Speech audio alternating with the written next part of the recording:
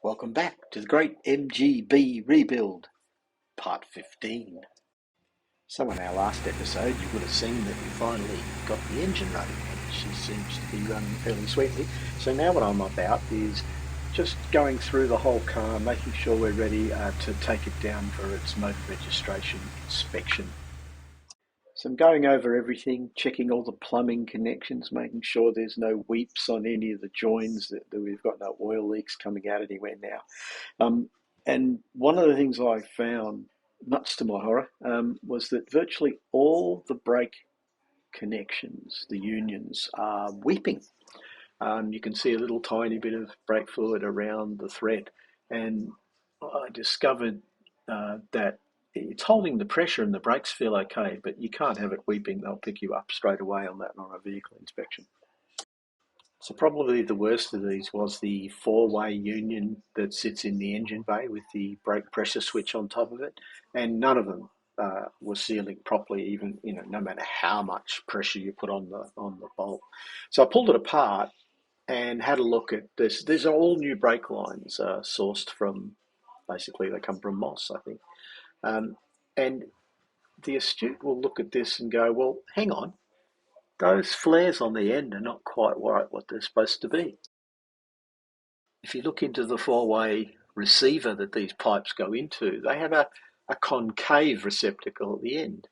So a pipe with a concave termination is never going to seal properly in those. This is pretty depressing because these are all brand new pipes. Anyway, after a lot of research, I found that I believe that the MGB pipe flares are actually all called bubble flares.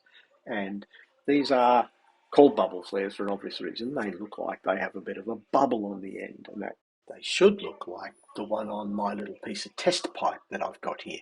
When you put it into a concave receptacle, they crush down a little bit, and that gives you a really good seal. After even more research, I found that I was not the first to encounter this problem. I wish I'd just read about it before I went ahead and bought all new brake lines. I'd have just made them myself. Anyway, so it's out with the pipe cutter. I cut the ends off all of the brake lines, every brake line, and got my flaring kit out, and I reflared every single pipe with the damn car with the proper bubble flare. I also bought all new connectors, and I bought the new receptacles for the four-way connector at the front and at the back, just in case I'd done damage to the threads, trying to over-tighten them. Redoing these flares on the pipes with the pipes still in the car was something of a challenge physically because of the space constraints, but we did get them all done. Having done them all, I fitted the new components and put the pipes back in, tightened them all up, and then with Helen's capable assistance, we re-bled the brakes, and I'm pleased to report that not a single one weeps. Awesome. So it's time to put the bonnet back on and button her up. So it's on with the bonnet and the gas struts which I'd put in, and it was then ready to take down off the stands and wheel her out of the shed. So a handy trick is that, as we all know, getting the MGB bonnet aligned is a real bitch. However, my suggestion, I've seen this on the internet and I decided to implement it myself, is that get it right, adjust it, and get it perfect as you can. And once you've got it right, drill some holes through the brackets and make it an interference fit for some nice stainless steel rods or something like you see in this picture. Then, if you ever have to remove the bonnet, you can just when you put it back on, you can just put it back on, put the pins in, which will hold it exactly in the right place, put the nuts in and do it up, and it'll be perfect every time. So we started her up and drove it out of the shed. So her first foray out into the sunlight under her own power for probably 2 years now. And I have to say, she looks pretty good out in the sunlight.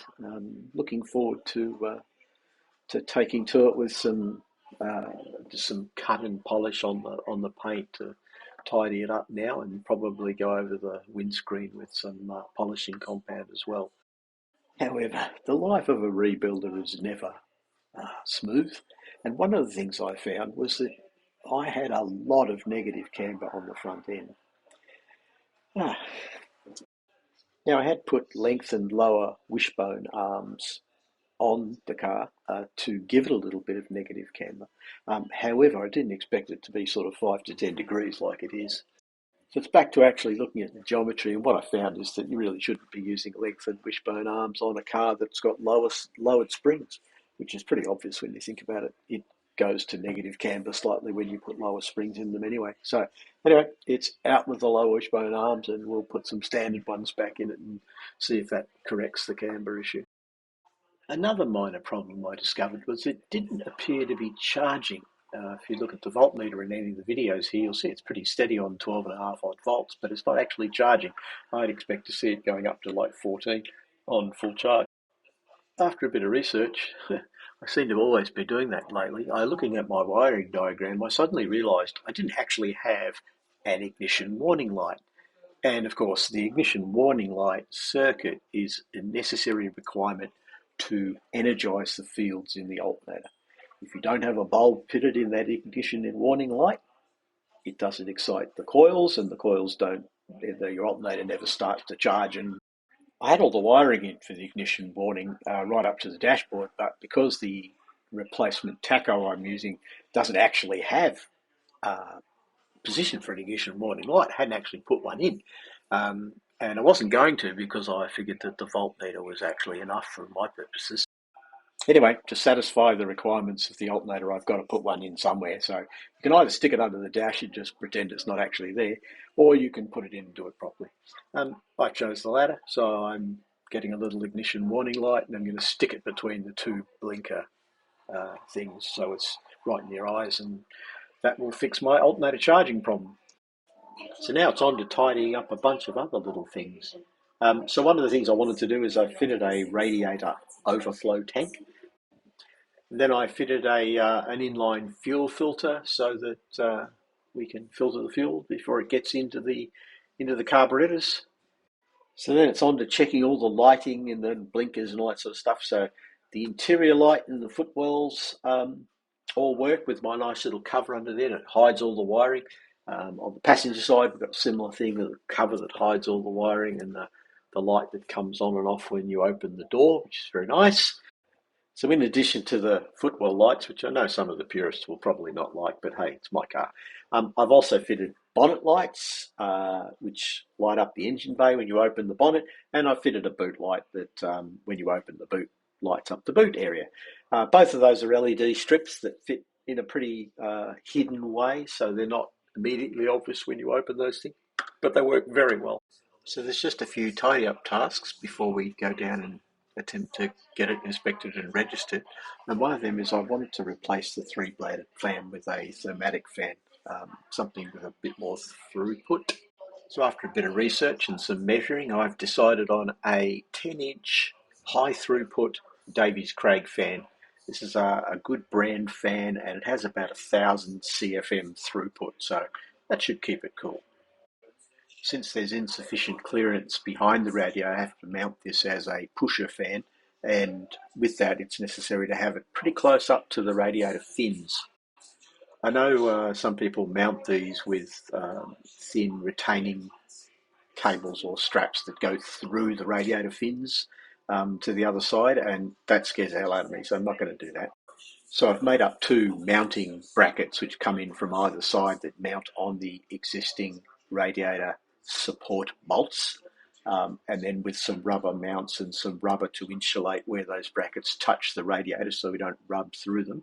That holds the fan very securely and right on the front of the actual radiator itself, so we don't get any leakage around the blades on the fan.